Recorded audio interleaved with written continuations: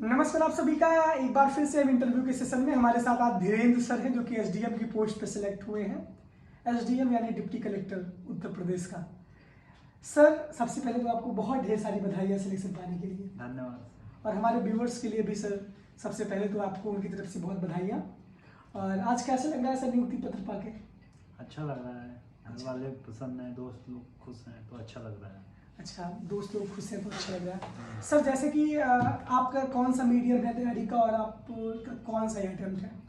मेरा English medium है और ये मेरा चौथा अटेम्प्ट था यूपी पीसीएस में। मैंने इससे पहले 2 इंटरव्यू 2020 के और 2021 के दिए थे और 2023 में मेरा फाइनल। मतलब इसके पहले आपने सिलेक्शन मतलब नहीं हुआ था, मतलब ये फाइनल अभी सिलेक्शन अभी हुआ है? जी बिल्कुल। पहला सवाल ही से खड़ा होता है, क्या कमी रह गई कि सफलता उस समय नहीं मिल पाई? मैं इंटरव्यू दे रहा था, ऑप्शनल सब्जेक्ट में मेरे नंबर कम आते थे, तो इस बार ऑप्शनल हटने से थोड़ा मुझे लगता है मुझे उसमें बेनिफिट हुआ। ऑप्शनल क्या था आपका भैया? इससे पहले मेरा ज्योग्राफी था ऑप्शनल। ज्योग्राफी ऑप्शनल था। जी। तैयारी किस माध्यम से सर ने की थी? सर आपका एजुकेशन का बैकग्राउंड क्या रहा है? मैंने मैकेनिकल इंजीनियरिंग से बीटेक किया है और उसके बाद मैं तैयारी कर रहा था यूपीएससी का भी और पीसीएस का भी। अच्छा, यूपीएससी पहले से ही सपना था यूपीएससी का कि मतलब बाद में जब आप इंजीनियर बने जॉब से बोर हो गए? नहीं, जब मैं फाइनल ईयर में था तो मुझे सिविल सर्विसेज की तरफ रुझान हुआ मेरा। मेरे सीनियर्स तैयारी करते थे उनको देख के। अच्छा, उनको देख के आप मोटिवेट हुए हैं। जी। अच्छा सर, जैसे कि आप तो इंजीनियरिंग बैकग्राउंड से थे तो किस तरीके से अपने बेस को आपने मजबूत किया? कैसे आर्ट्स के सब्जेक्ट को, ह्यूमैनिटीज के सब्जेक्ट को आपने कैसे कवर किया? अपने बेस को कहाँ से मजबूत किया?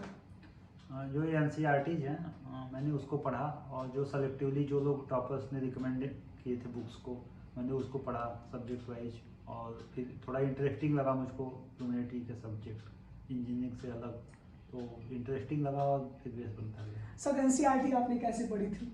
एनसीईआरटी जैसे सब्जेक्ट वाइज है, बिपिन चंद्रा की मैंने पढ़ी थी मॉडर्न हिस्ट्री के लिए, और ज्योग्राफी के लिए मैंने 11th-12th की एनसीईआरटी की थी, पॉलिटी के लिए किया था और सोशियोलॉजी के लिए 11th-12th की एनसीईआरटी किया था। तो सेलेक्टिवली मैंने किया था। सर कैसे पढ़ते थे उसको? सबसे बड़ा सवाल ये है। पढ़ने से है, मैं एक गोल्डन ट्रायंगल की बात करता हूँ। एक प्रीवियस ईयर क्वेश्चन पेपर होता है, सिलेबस होता है और फिर राइट मतलब बुक्स होती हैं। तो हम सिलेबस देख लेते हैं और कैसे क्वेश्चंस आते हैं, उसी अप्रोच से हम कोई सा भी बुक पढ़ते हैं और देखते हैं हमारे सिलेबस में है, अगर है तो हमें किस लेवल तक उसको पढ़ना है और उसके नोट्स बना के फिर मल्टीपल टाइम रिवीजन करना है।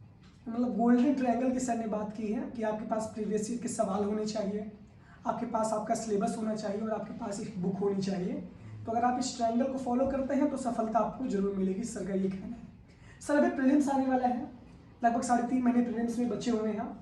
बच्चे प्रीलिम्स की अपनी तैयारी कैसे करें? प्रीलिम्स मेंस वही है। प्रीलिम्स में आप पहले कैटेगराइज कर लीजिए कितने सब्जेक्ट हैं, 5-6 सब्जेक्ट हैं, उसके मेजर क्वेश्चंस किस सब्जेक्ट से कितने आ रहे हैं, उसको सब टॉपिक्स करिए आप। जैसे मान लीजिए फॉर एग्जांपल आप ज्योग्राफी का ले लीजिए, ज्योग्राफी में 15 से मतलब 20 से 22 क्वेश्चंस आते हैं, तो आप वर्ल्ड ज्योग्राफी के टॉपिक्स देख लीजिए, इंडियन ज्योग्राफी के टॉपिक्स देख लीजिए और उसके अकॉर्डिंग आप उनको पढ़िए और प्रैक्टिस से सॉल्व करिए। अच्छा, प्रैक्टिस। सर आपने घटना चक्र सॉल्व की थी कि नहीं की थी? मैंने घटना चक्र स्पेशली नहीं किया था, लेकिन प्रीवियस ईयर क्वेश्चन मैंने आयोग के साइट से ले लिया था और उसके सोल्यूशन भी मुझे कहीं कोचिंग के मिल गए थे। अच्छा, एक बहुत बड़ा सवाल है सर कि जैसे बहुत बच्चे एक ही साथ कई मेंस कई प्रीलिम्स देते हैं, तो जो प्रेशर है उसको किस तरीके से बच्चे दूर करें? और एक ही साथ कई तैयारियां वो करते हैं तो अपने आप को कैसे वो रिलैक्स फील करें? एक जैसे आपने प्रेशर की बात की तो आप मेडिटेशन कर सकते हैं। जैसे मैं आनापान मेडिटेशन करता था, विपस्सना का, अभी भी करता हूँ। कैसे होता है सर वो? उसमें आपको अपनी आइज बंद करके अपने ब्रीथ पे फोकस करना होता है। आप आंख बंद कीजिए, फिर आप नेचुरल ब्रीदिंग पे ध्यान दे रहे हैं, क्योंकि आपकी जो ब्रीथ है वो मतलब कंट्रोल है आपकी बॉडी का। आप जब बहुत डर जाते हैं तो आपकी ब्रीथ तेज हो जाती है, तो रिलैक्स होते हैं, ब्रीथ अच्छी होती है। तो आप बस मतलब माइंडफुलनेस आपके अंदर आती है। कितना देर करना चाहिए? आप कर सकते हैं 2 मिनट, 5 मिनट, 10 मिनट, जैसे आपको बेहतर लगेगा। आप खुद इन्वॉल्व होते जाएंगे उसमें और डीप जाते जाएंगे जब आपको अच्छा लगेगा। अच्छा लगेगा, हम डीप जाते जाएंगे। हाँ। और किस तरीके से अपने प्रेशर को दूर करें? और आप अपनी हॉबी कुछ एक फिजिकल एक्टिविटी जरूर रखें। आप क्या करते थे? फिजिकल एक्टिविटी में कभी क्रिकेट खेल लेता था। बैटिंग करते हैं बॉलिंग करते हैं? बॉलिंग, बैटिंग, फील्डिंग सब कर लेता ऑलराउंडर है। हाँ।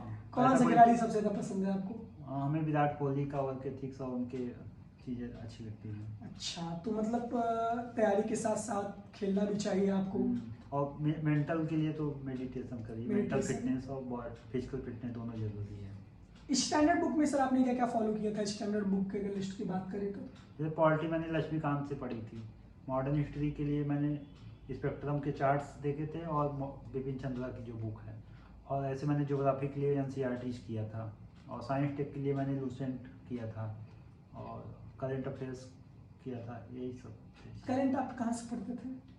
करंट कई सोर्स होते थे, जैसे एक आई दृष्टि का आता है, घटना सार आता है, उसको मिला करके करते थे। मतलब इतनी सारी चीजें प्रिलिम्स आपने। के लिए यही करते थे। अच्छा, दिन भर में कितना घंटे पढ़ते थे? आप तो इंजीनियरिंग बैकग्राउंड से हैं तो बहुत पढ़ना पड़ता रहा होगा, तो दिन भर आप अपनी पढ़ाई को यूपीएससी की तैयारी में कितना देते थे भैया?